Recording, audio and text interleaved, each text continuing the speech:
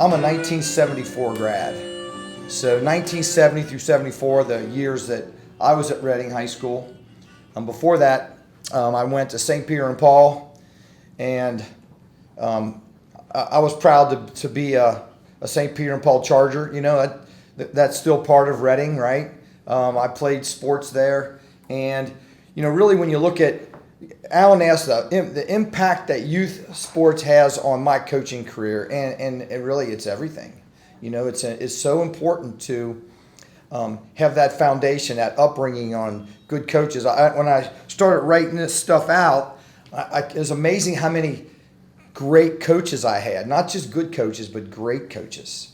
The very first one is Pete Feldhouse, who was our St. Peter and Paul coach. And, you know, we were running the same offense that Mahler was running. You know, now that I'm a football coach, I know that it was pretty basic football. It was, you know, power eye and full house, but the emphasis was on fundamentals and technique, tackling and blocking, and that's what wins games. It's not X's and O's. It's not strategy.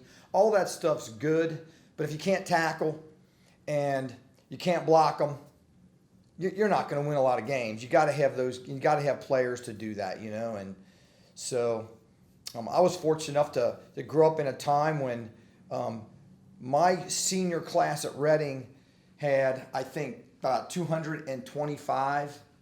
Or it might be 250. I don't remember. Paul, do you remember? No? I think 220. Something like that. I think Kathy's class was the biggest. What was your class? 76. I'm not sure, 220, something like that. Wasn't it like 260 or 70? No. Wasn't that high? So we were a big class, and we were actually a big AA school, and comparative to some of the other ones, but you know, it was so much fun to be a part of that. My first memories of playing sports, though, honestly, is playing with my mom. I lived on Hawker. I don't remember the numbers, but it was down by the electric plant. I forget what it was called, Tony. The electric plant.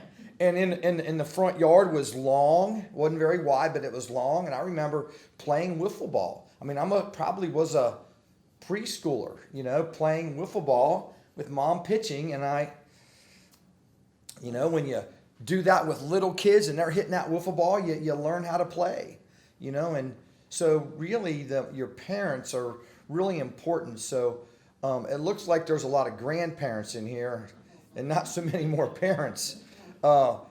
Because this past year, I have two grandsons from my oldest. My daughter's my oldest, and they're in last spring. They were in second and third grade, and they played on the AAU basketball team in the spring.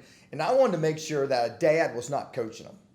So I told Patrick, my son-in-law, hey, I want to coach these guys. And it was just a Kings community team, okay? And we did really well. We were in 7 tournaments, and we won 3 of them. Now, there were some games we got blown out by, you know, stacked AAU teams because it was an AAU league.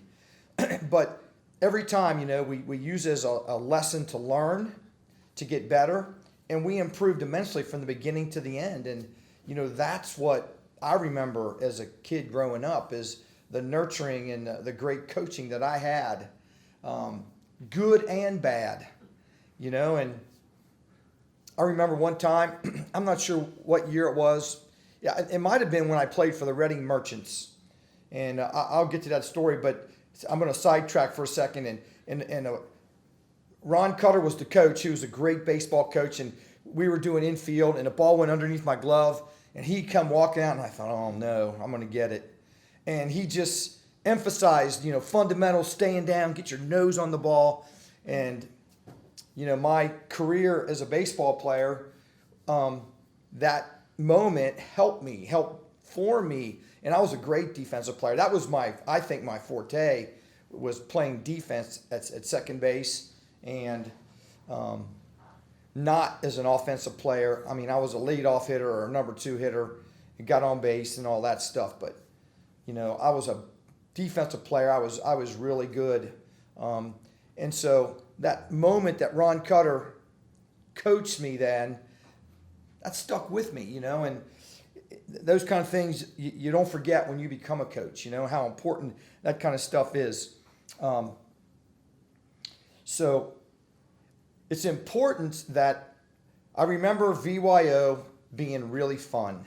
And I remember after games, win or lose, we'd go down to Mike Hafey's and we'd all get soft drinks and pretzel sticks. Now, how many people here remember Mike Hafey's? Everybody, right? And so that was kind of fun. I happened to work for Mike Hafey. I cut his grass. Dad got me that job. I would cut grass. Probably got 50 cents or something like that back then in the 1960s. I would walk the lawnmower from Bernard Avenue all the way down to Mike Hafey's on Benson Street and cut his grass, and I'd go in and he'd give me a little bit of money, and I thought I was rich, you know. So VYO was a big part of it, okay, and I'm appreciative. Do they still have VYO, Alan? Yeah. They do? Oh, that's a great organization, great organization. Does VYO still play just Reading teams, or do they go play Knothole? No.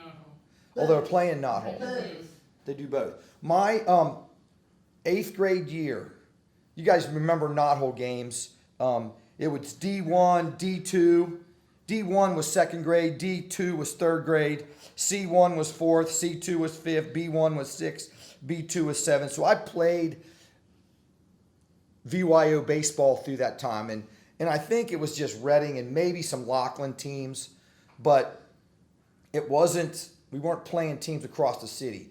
And then Ron Cutter, he created the Reading Merchants, and on the Reading Merchants, I thought it was a Reading All-Star team is what it was. But to me, it was a freaking All-Star team. And here's the All-Star right here, Tommy Bemis. But that was really my first experience with other than St. Peter and Paul, is that trying out for the Reading Merchants, making the team, and we played Knothole baseball, Tony. That was the first time we played Knothole baseball, was that year for me in A-ball. And I remember that I was a freshman going out for football, and I was a good football player. I didn't know it at the time, you know, because, you know, you don't know what you're like as a kid. So we had a practice where we had to leave early because we went really far in the Knothole tournament, and Knothole tournament goes into August. And I had to tell Mr. Curtis, you guys remember Harry Curtis? Yeah. I had to tell Mr. Curtis that I had to leave practice a little early because I got a baseball tournament. Well, I wasn't the only kid that had a baseball tournament, but I was really nervous to do that, by the way. So it was a great experience playing for the Reading Merchants. We were city champs one year, and the other year we were runners-up. I don't know which year we were city champs. I think it was the first year, which would have been A1. But I do remember playing against kids from Delhi. We played the Delhi Eagles, and those are Oak Hills Elder kids, okay? And, you know, thinking, you know, these guys are big. And, you know, but we played right with them. We had a lot of good players. We had Ed Orick and Johnny Burden were two of the best pitchers in the city. And we had a lot of really good players. Most of us could have or did play college baseball, so that was a great experience for me. I have a coaching clinic every year for my youth coaches at Milford. And the reason I have that coaching clinic is I want them to know that their role is really, really important. Not so much the strategy, but teaching the kids how to play football, teaching them how to have fun. Because when they come to me, I'm intense and I push them. So, you know, I ask a lot of my players, and they got to love it. If they don't love it, they're not going to do it. So I need them to grow up loving football and saying, I want to grind it out. I can grind this out because I love playing football. If they are, I don't know if I love football that much, you know, then honestly, I don't want them to play. So, you know, sometimes you come across kids that are like that you don't know if they want to play or not. And, you know, especially at my age now, I just assume they not play if they don't love it and don't want to play. Because you'll find a way. You get kids that love playing, you coach them up, you get them in the right spot, and you can be successful. Especially in today's world of strength training, you know, we can make players in football especially. I need to talk a little bit about my football experience at St. Peter and Paul, because that was so much fun. My youngest grandson is a running quarterback, and he is really, really fast. He had a 80-yard touchdown, and my longest touchdown in high school was a 75-yard touchdown against Lockland in my sophomore year. And so I told Graham, that's his name, I told Graham that he beat No-No. No-No's, that's me. That's No-No's grandpa in Italian. So I said, you beat No-No. You had an 80-yard touchdown. I only had 75, and he was so proud. But as the season went on, he had 2 more 75-yard touchdown runs, and he averaged about 40 yards a touchdown. I mean, he was really fast and really good. I'm a bragging grandpa, of course. But of the 15 touchdowns his team played, and they went to the Super Bowl game, which is like a city championship for their age group. Out of the 15 touchdowns, he had 13 of them. And he's really fast, and he's a little skinny kid, but he's really fast. It's too bad he's not a Reading Blue Devil, you know. He would be great. Well, he'll be great there too, but I don't know how many touchdowns I had. I know I had a lot of touchdowns in practice, and I played in 6th grade. It was a 6th grade, 7th grade, 8th grade team playing together. So I was a 6th grader playing with 7th, 8th graders. I never got in. So I tell my kids, I know what it's like not to play. You know, okay, so you're a kid and you're on the team, you're a sophomore and you don't play. I know what it's like not to play, and you practice just as hard as the seniors, but you got to wait your turn. Then the next year, I was a starting safety. Wasn't good enough to play running back yet. Starting safety. I had 8 interceptions, and I remember having a real big interception in the city championship game. And I remember moving like this. I got a picture of me making a catch like this in that game. I don't know where that is, but it's somewhere. We have so many pictures, don't we? She's got books and books of stuff from coaching and playing that Kathy's still working on. And then my 8th grade year, we were really good, and we were rolled through the CYO, and we lost to a team on the west side. And the ironic story is then when I became the head coach at Elder, this guy comes up to me and says, are you the Grippa that played for St. Peter and Paul? I said, yeah, I was. He goes, I was the running back on that St. Lawrence team that beat you guys in the city championship in 1969. You know, now St. Lawrence is, if you know where that is, that's in the middle of Price Hill. You know, and back in the 60s, that was a huge Elder parish. They probably don't get many kids from there. It's probably not even a school anymore. It's probably like St. Peter and Paul. It's probably a combined school. And I'm not sure how that's all combined, but I know those schools are shrinking just like everybody else is. So that was kind of a cool story. In high school, I was lucky enough to have some great coaches. Ron Cutter was my first baseball coach. And then he was with us for 3 years. And Mr. Cutter he became our counselor. He wasn't my counselor. Actually, Kathy's dad was my counselor, Mr. Johnson. And but I had Mr. Cutter for, I'm not sure what year it was it junior year or sophomore year, but he became a counselor, and so he couldn't coach, and they hired Tom Higgins. And Coach Higgins, he won 2 state championships at Reading, 1974 and what was you guys? 1980. That 1980 team that Tony's talking about, Tony, when I was in college, I was a coach of their knothole team. I don't know if you guys were an A1 or A2. A2, were they knothole champs? No, we runners up. Steve Engel's on that team, Mark Swanner. They had a lot of really good players. That team was probably close to as good as the 74 team. The difference is, did you have a second pitcher like Johnny Burden? Yeah, they had somebody like Ed Ord, not Ed, but O's. Pitch like O's, we had a guy like that. Okay, so that was a good team, and so probably position by position, it was probably a pretty close team talent-wise, but that was my first coaching experience really. because I went to college and I was going to major in psychology, and I coached that team. That was my sophomore year, and I went back and I changed my major to education and became a gym teacher. And I'm really glad I did that. But that was really fun. I got the coaching bug, and with all the experiences I had as a coach, I was really lucky. There's no better high school coach than Jerry Darty. I know Coach Darty had his life shortened with cancer. But another funny story, I have a player on my team named Luke Ray, and Luke is my height. He's 5'6", and he's built, and his mom is the great niece of Coach Darty, because they were from Anderson.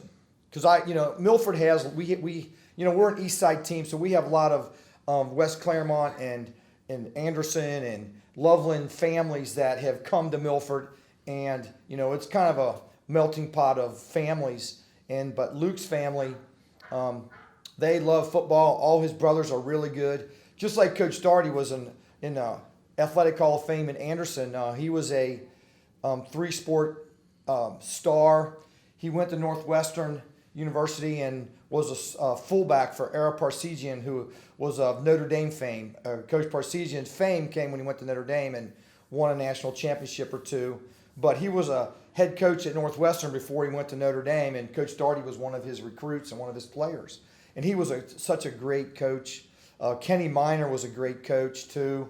I remember Kenny's first year was my senior year, so we're not that far apart in age. In fact, we still communicate all the time. He wishes me good luck. I wish him good luck. I know he's still coaching.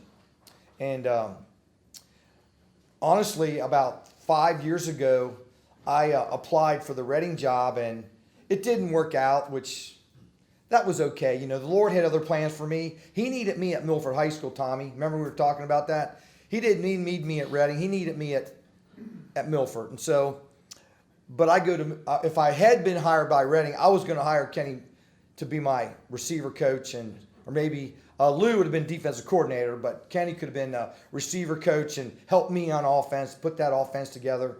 He's a great coach. I really have a lot of admiration and respect for Coach Minor. He was Doug Ramsey's head coach, and Doug has a lot of good things to say about Kenny.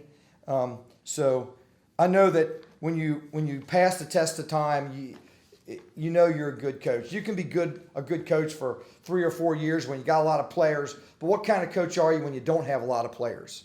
Can you still find a way to win games? And I've been able to do that as a coach and throughout my career, thanks to the coaches that I have had. I was also lucky in college to have a great baseball coach. His name was Bob Morgan. Coach Morgan came my sophomore year, and my sophomore year, junior year, senior year, we made the regionals each year at Worcester. I played at the College of Worcester. I was a starting second baseman.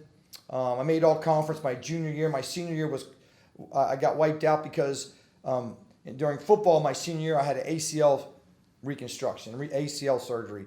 So I know what it's like to miss your season. I had a kid this past year, folks, named Chase Dusing, who I think was the best receiver in the city. And Chase was dominating. And then week 4 against Turpin, he got tackled on a jet sweep and got tackled low and tore his ACL. And so I've been able to help him and counsel him and talk to him about, because he was a real good basketball player. Chase is 6'5", weighs 190, and ran a 4.5 40. He's an athlete. I mean, he's a dude. And for us to lose him hurt us, but our team rallied around that, and we found a way to keep being productive. We lost our home run threat, though, but I was able to help Chase because I've experienced that. I went through that as a player myself. So Bob Morgan helped me. But in football, in college, I had some crummy coaches. I had 3 head coaches in 4 years. Well, when that happens, you're not very good, right? If you got to keep firing coaches because they're not very good, that's what it was like in college. And so I learned that lesson too, that it's important to, when you're coaching, You got to win. You got to be productive. You got to do the right things to win, and we weren't doing that in football, at Worcester. And then they hired a guy named Tom Holman who came in my senior year, and we went from 1-9 to 7-3. Well, how's that happen?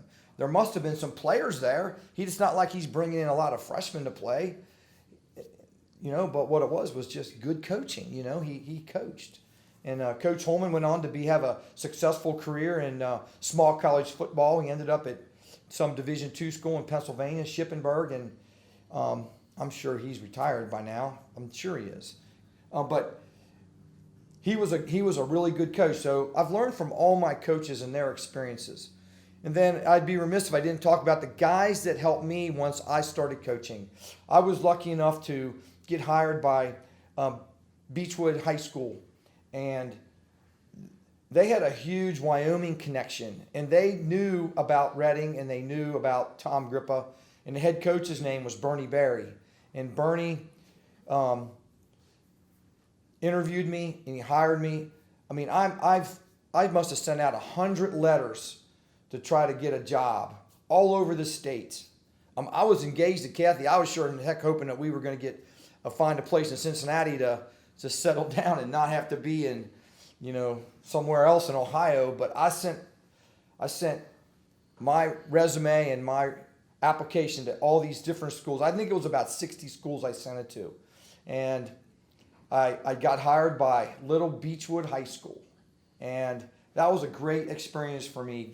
Bernie hired me. I was coaching, as a first-year coach, first year out of college, I was coaching varsity running backs and defensive backs. So I didn't even, then when we played JV games, I was calling the offensive plays on JV games. And, it was really a fun experience there. I learned a lot from Bernie Berry. And then Bernie eventually left and came to Wyoming, and I got 206 wins now, which I think's a lot. And Bernie's got about 360, because he was a young coach over at Beechwood, but he also came back to Wyoming and had a lot of championship teams that made playoff runs. To get those kind of numbers, you got to make playoff runs where you get, 14 or 15 games in a season. And so Bernie was able to do that at Wyoming. And even during the course of my coaching, I've leaned on Bernie, and I would call Bernie and talk to him, about things that he has done and experienced. And then I interviewed at LaSalle for the head coaching job my second year. It was open, and I knew I didn't have a chance, but they really liked my interview. They liked me, and so they had a teaching position and they had a coaching position open. So I go there, I get hired. I'm the running back coach and defensive back coach. Back then, only 4 coaches. I mean, now, I have, on my freshman and varsity staff, I have 11 guys, 12 count me.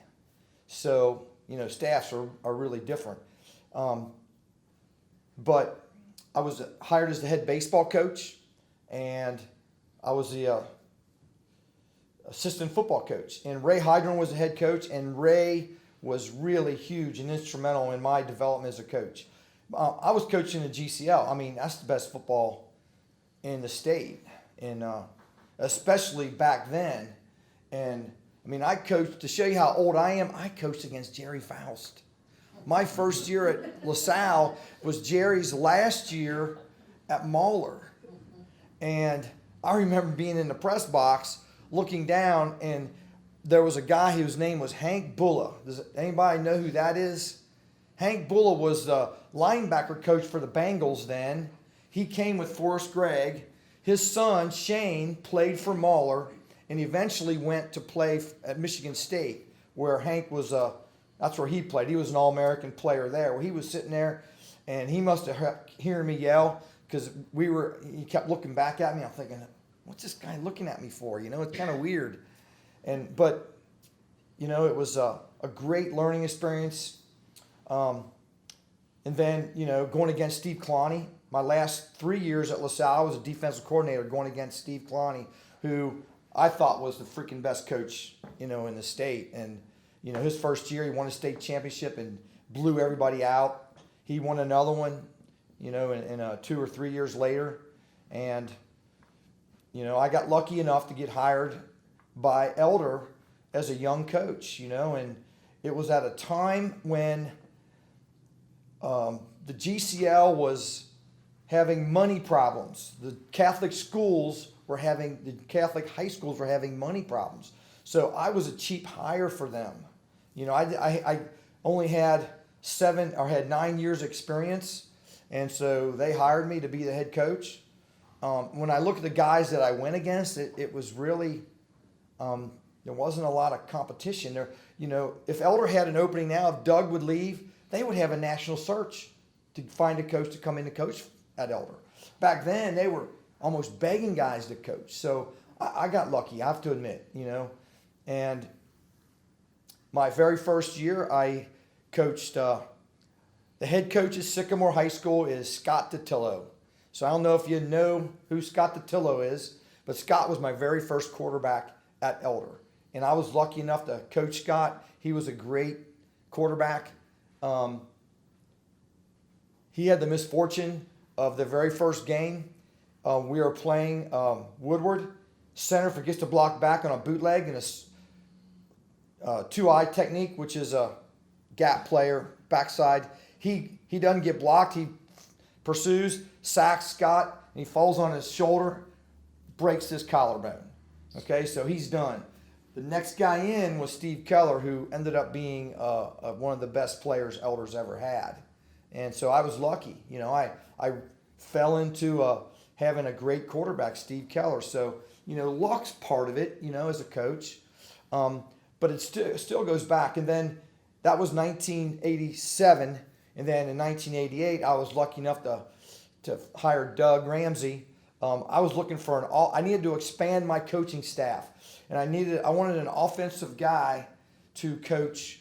I had a veteran, older coach. He was way older than me. Joe Mankhouse was his name, and Joe was a perfect JV coach. He was hard-nosed, disciplined, kept everybody in line. He didn't care about X's and O's. He was just a tough guy. And sometimes you need that with those younger kids. But I needed an offensive coach to do that part. And my brother Tony, sitting right here, Tony said, Doug's back he was playing at Louisville. He's back at UC going to school. He's coaching junior high football at Reading. So I didn't have Doug's number. We didn't have cell phones back then. So Tony or Nick or one of you two got hold of Doug. He got hold of me, and we hooked up, and I hired him right away. And, the rest is history for him and for me. I've had a great career, and so has he, So I look at my coaching tree as being pretty big and pretty influential throughout the city. There's lots of successful coaches that are, part of, to me, it's this Reading tree, Like Coach Miner said, and we were talking this past football season, Reading's the school of coaches, when you think of all the coaches. I mean, Rick Christoffel has a Super Bowl ring. He was a tight end coach for, you guys know who Rick Christoffel is, right? That's Bo played with Rick. Rick is a tight ends coach for Tampa Bay Buccaneers. And him and, who's the head coach there? Bruce Arians. To show you how connections matter, him and Bruce Arians coached together when they were young coaches at Mississippi State, long time ago, before Rick even got his coaching career started. And then when Bruce Arians got the Arizona job, he hired Rick to be his tight ends coach, and he just kept. And then when he left to come to Tampa Bay, he came with him. Bruce actually retired for a year or two. So did Rick. He retired for a year or two, because those guys are. I'm 65. Those guys are 69 because they're 4 years older than me. Rick was a senior when I was a freshman. And so Coach Miner was right. Reading is a place where there's been a lot of really successful coaches with Rick Christoffel. Robbie Christoffel is the offensive coordinator somewhere in Illinois or Missouri. Yeah, somewhere like that. And he's been, I looked him up not too long ago, and he's been really, really successful offensive coordinator, really well thought of. So there is a connection here, and the reason why is we've all had really good coaches, and I'm really proud of my experience here at Reading High School, and I need to talk a little bit about I played for a guy named Bob Wentz, and there's a picture back there. I thought that was our team, but it's not. It's played for the Hawker Flaggy American Legion team, and back in the day, that was one of the best summer baseball teams that you could play on. I was telling Alan about my experience there. I actually tried out for that team as a junior, and I got cut. I shouldn't say cut. I just didn't make the team. Okay, and so Mr. Cutter got me hooked up, and I played for Glendale Watson Post, which ended up being a blessing, Alan, because you know what happened there. The coaches there were dads. They didn't know anything about baseball, not like the coaches I had. And so I wanted to learn the drag bunt, and so I was able to learn. And playing for Glendale Watson Post, I learned to drag bunt. Well, my senior year at Reading, I was 3 for 4 on drag bunts for hits. Well, that's a 750 average. If you take those 3 hits away, and if I'm 1 for 4, my batting average isn't leading the team anymore. So I learned to drag bunt, and I did that in through college also. So that was a great experience for me. But on that Hawker Flaggy team, we had three Reading kids that were on the team. I was on the team, Rich Ackman was on the team, and Johnny Burden was on the team. And the rest of the kids were not the all-stars of Cincinnati in baseball. They were the kids that were really good players, but not the all-stars. But we had a great pitching staff, and Midland had the all-star players. And we beat Midland twice in the state tournament, and then from there we went to the regional tournament. We won the regional tournament. We went to Farmington, New Mexico, and played in a national championship series, and we ended up runners-up to Flint, Michigan, and that was a really fun experience. Had a lot of good memories from there, but it all goes back to Reading High School and my experiences here in Reading and VYO and St. Pete's, and I'm really proud to be a Blue Devil. So, would you like me to talk about my high school career for just a little bit? So, I become a head coach at Elder. In 10 years, we win 5 GCL championships. And it's not because I'm smarter than anybody else. I'm not smart at all. But here's what I figured out. When I was at LaSalle, I said, I asked the question, how come Mahler keeps winning championships year after year after year? And so I started looking into what do they do differently that we don't do. Well, they had a strength coach. His name was Clark. I don't know what his first name was, Coach Clark. He was a strength coach, and they lifted out of his basement. They were deadlifting. They were doing parallel squats where nobody else was doing parallel squats. And what they were doing is they were creating football players in their off-season program. They were taking that kid that's 5'11", 180 pounds, and they were making him 5'11", 220 pounds with a 315 bench press and a 450 parallel squat. So now if you can do that with a kid, you got yourself a football player. Now you just got to hope he has the heart to stick his face in there and his hands in there and block and tackle. You got to have speed. You got to have some guys that can run. Every team has to have that. But we used that formula, and at LaSalle we hired a coach named, it was a bigger, faster, stronger program. Greg Shepard was the guy's name. And so we brought Greg in. He was from Salt Lake City. He was actually the strength coach for the Utah Jazz. And Kathy and I didn't have any kids yet. And so Ray was looking for some place for Greg to stay. They didn't want to pay any money for him to stay in a hotel. And so I eventually won out because I didn't have any kids. So I was kind of saying, man, I don't want this guy spending any time in our house. But it ended up being a blessing because I picked his brain. and learned everything that he knew about weightlifting and strength training from all his experiences. I know Greg has since passed away, but he has a great legacy of helping create basketball players for the Utah Jazz and helping thousands and thousands of programs throughout the country through the Bigger, Faster, Stronger program.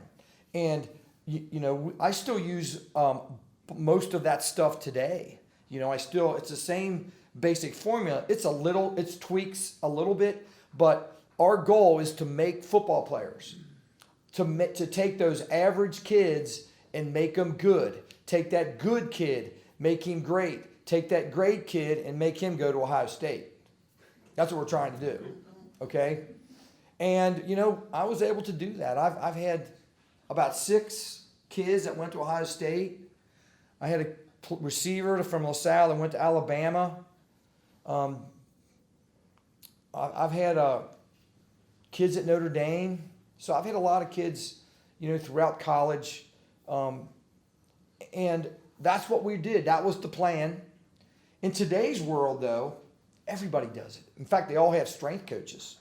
I'm one of the few coaches that still gets in the weight room and works out with the kids and designs the program. And this year I actually have asked for help from, because we have a company called ProForce at Milford that they train our other teams at Milford. And so I asked Aaron Zupka, our AD, hey, you think I can have one of the coaches from ProForce come and help us in football? And so I talked to a guy Monday and yesterday, and they're going to come help us. He's going to be there, and he's going to help design stuff. We're going to do it a little bit different. They have connections to Alabama, and the strength coach at Alabama was at IU, Indiana University, a few years ago, and Nick Saban hired him because Indiana was doing so well. They were making players, and their players were all improving throughout the season in their measurements, their explosive power. So I'm hoping that we can do that at Milford. So anyway, I sidetracked a little bit. At Elder, I was there for 10 years. Had a great career, won 5 GCL championships. I'm proud of that. I got a chance to go to Fairfield as the head coach, and honestly, at the time, it was a big pay raise. It was a $10,000 pay raise in 1987. That's a lot of money. So I made the move. The AD was a friend of mine, Bill Stewart. He was part of that connection to the Glendale Watson Post team that I played when I was a junior. And so Bill and I are still good friends. I really respect Bill a lot. He's been an AD at several schools. And so he brought me on, and I didn't know what I was getting in for. I go there, and there's no players. There's no players. We were terrible. We go 2-8 that first year, and we were scrapping to win games. And so we worked really hard in the weight room. We amped it up even more. And then 2 years later, in 1999, we were GMC champs. We beat Coleraine. We actually spanked them. And if you talk to Kerry Combs, because Kerry and I still talk, he says that's the worst beating any of his teams have ever had. We beat them 35-0. We beat them 35-7, and their only touchdown was when we hit our subs in at the end of the game in the fourth quarter. And we did it in the weight room.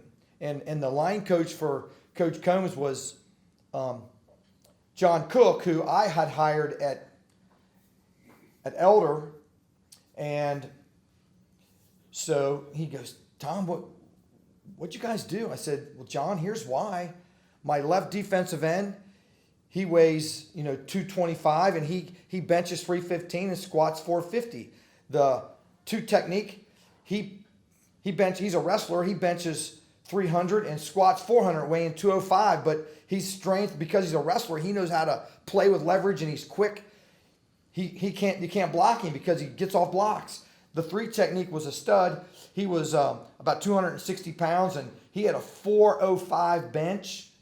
No, he had a 350 bench, and he had his squat was like 550 pounds. My right defensive end was a 330 bench with a 500-pound squat. I said, that's why. Look at their list. When we went like this with our guys, we knocked the other team backwards. So that's what the strength program does. That's what I learned at LaSalle. Copying Mahler. That's all I did. Copy what Mahler did. And so won a GMC championship. Get a chance to go back to LaSalle. My son Jimmy, who's sitting here, they were in almost in junior high school, and I knew I'm thinking, I coached the basketball team of these guys, and they were Fairfield kids. I'm thinking, we will probably want to move to Fairfield, but I didn't really want to move. And LaSalle, their head coach stepped down, and they came and asked me if I'd come, and we worked it out, and the pay was about the same, and so I went to LaSalle, and I was there 10 years, and had the first playoff win for LaSalle in their history. We had the only other time they made the playoffs was in 1985 when I was defensive coordinator, and then in 2003, 2004, 2010 we were made the playoffs. We didn't win any games, but the opponents we had to play Coleraine twice and St. X. So, those were pretty tough opponents. So, had a great career there. I had a chance to go to Mount St. Joe as offensive coordinator. So, I went to the principal and asked him, hey, does my teaching job depend on me coaching here? He said, no, you're a teacher first. Because I was teaching psychology classes because I am certified to teach psychology. So I said, well, I'm gonna step down as a head football coach and go to Mount St. Joe's as offensive coordinator. And it was a great 4 years there. I loved it. And then, should I tell them about the bad thing? I was a victim of a RIF. You folks know what that means? Yeah. Reduction in force. So I was let go because I was the oldest on the pay scale. And From LaSalle. at LaSalle, from LaSalle. I was teaching at LaSalle, coaching at Mount St. Joe. Loving life. Not getting nervous for games anymore because my name wasn't attached to losses. I was just calling plays, having fun. Letting it. And I would just get Coach Huber's approval. Rod, you want to go for this on fourth down? He'd say, go for it. Or let's punt. So I was loving life doing that. But the Lord had other plans for me. And so that happened. So now I needed a teaching job. And that's when I applied, Tommy, for Reading. And I didn't get it, but I got hired at Coleraine as a long-term sub. I still coached at Mount St. Joe one more year. And then Milford opened up, and I got hired by Milford. And I really didn't want to go there. They were terrible. They were the worst football program in the city. In 30 years, folks, they had one winning season. Just one winning season. And that was 2009, and they went 6-4. Okay, so I go there, and I find out that the kids aren't as bad as they think. My first year, we go 8-2, and we win. We're ECC co-champs. So now I have a GCL championship from Elder, a GCL championship from LaSalle, a GMC championship from Fairfield, and a ECC championship from Milford. So I'm really proud of that. I don't have a state championship, and honestly, I don't know that we'll get one, at Milford. Not in Division I, it's just so hard. But I'm proud of that. I'm proud of my staff and my coaches for what we've been able to accomplish with the kids we have. And so Milford it's been a great place for me. Milford is a lot like Reading, in my opinion. We're Reading in 1974. That's what the kids are like. And, I have a lot of tough kids, and we have a wide range of kids that are, live in trailer parks and live in Section 8 housing, and we have kids whose parents are millionaires, so and then most of them are middle class. We have a wide range of that. We are a Division I school, but I'm really proud to be a Milford Eagle, and, we're going to keep working. Alan asked how long I'm going to keep coaching. I said, well, I know at least for 2 more years because my sophomore class is loaded. It's really good. So I'm going to see those kids through. Okay, that wouldn't be I would not leave that class. I want to see that class through, and then we'll see. We'll see. But it has ebb and flow. You know, when you in a public school, and our superintendent's great. He's a Deer Park grad, and his name is John Spicer, and he knows how proud I am of being a Reading Blue Devil, and he remembers the days of battling the Reading Blue Devils.